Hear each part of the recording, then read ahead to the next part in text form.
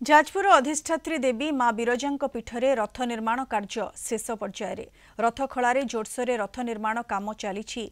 माँ बिरजांक पीठरे नवरात्र पूजार स्वतंत्रता होउछि रथयात्रा परंपरा। प्रतिवर्ष महालया प्रतिपदा ठारू मांकर नवदिनात्मक रथयात्रा आरंभ हेबार परंपरा रहिछि।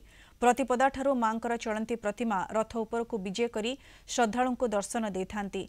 9 दिन धरी मंदिर चतुर्पार्श्व परिक्रमा करिवे माँ। एभली विरल परंपरा अन्य कोनोसी शक्तिपीठ ठारे देखिबाकू मिली नथिबारु श्रद्धालु माने राज्य तथा राज्य बाहरु आसुछंती मां को दर्शन करिबा पई। चलित वर्ष रथयात्रा और नवरात्र पूजा को शांति श्रृंखला शेष करने मंदिर प्रशासन पक्षरु स्वतंत्र बंदोबस्त करा जायछि। जे माँ बिरजा क्षेत्र में 9 दिन रथयात्रा चले।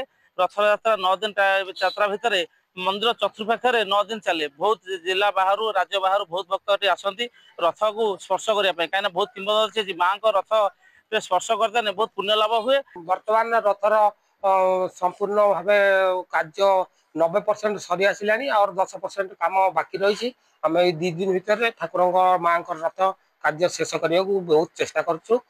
आमर 10 जन मान कारीगर स्वचेष्टा लगी रही। पक्ष प्रतिपद ठारू महानवमी पर्यंत देवी नवदिनात्मक यात्रा भक्त मान आनंद उत्साह उद्दीपना एवं शक्ति संस्कृति प्रति समस्त आदर को अधिक क्षिप्र करिथाए एवं भक्त माने मुक्त कंठरे गान करिथांती। जा देवी सर्वभूतेषु मातृरूपेण संस्थिता नमस्तस्यै नमस्तस्यै नमस्तस्यै नमो नमः।